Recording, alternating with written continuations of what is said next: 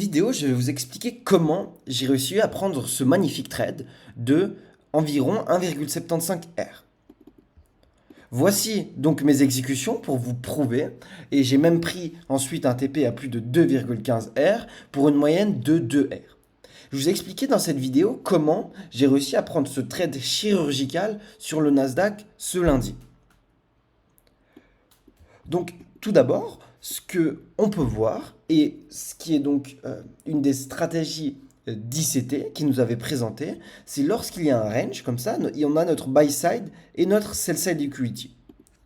Et une stratégie qui est donc très connue est l'attente d'une prise de liquidité, puis un MSS pour ensuite rentrer et viser la target. Donc notre buy side liquidity qui ici était représenté par des relative equal highs. Or, ici, qu'est-ce qu'on peut voir? J'ai mis cette stratégie avec celle de Tsuizi.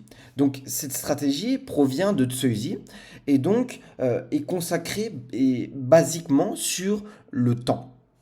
Le temps est une des choses les plus précieuses en trading, car les traders et les institutions vont se baser par rapport au temps.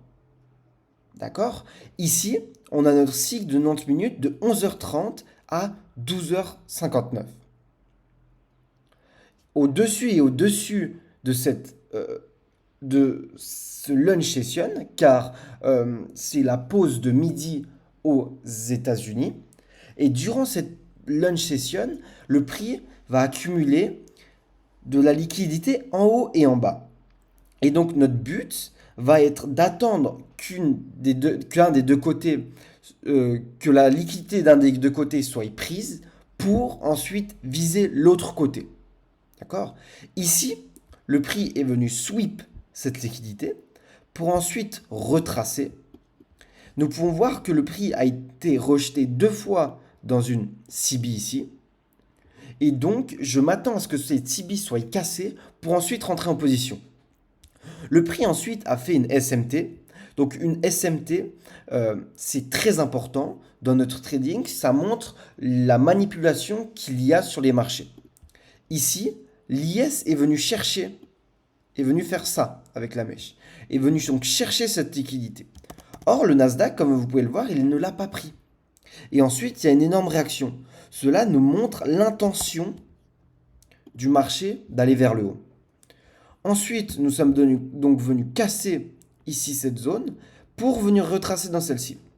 Donc MSS pattern.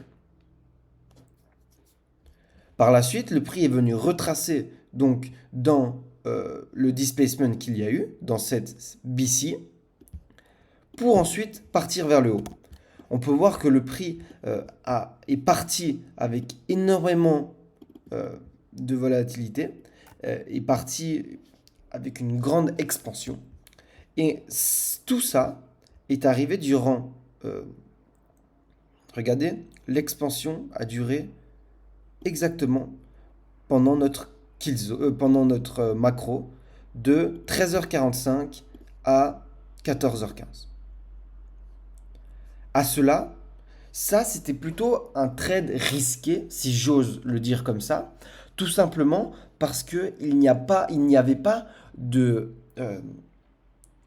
confirmation en higher time frame. C'est pour cela que ce trade, je vous le partage, mais je vous le dis, je l'ai pris en démo, je ne l'aurais jamais pris en réel. Mais voilà quand même pour cette explication.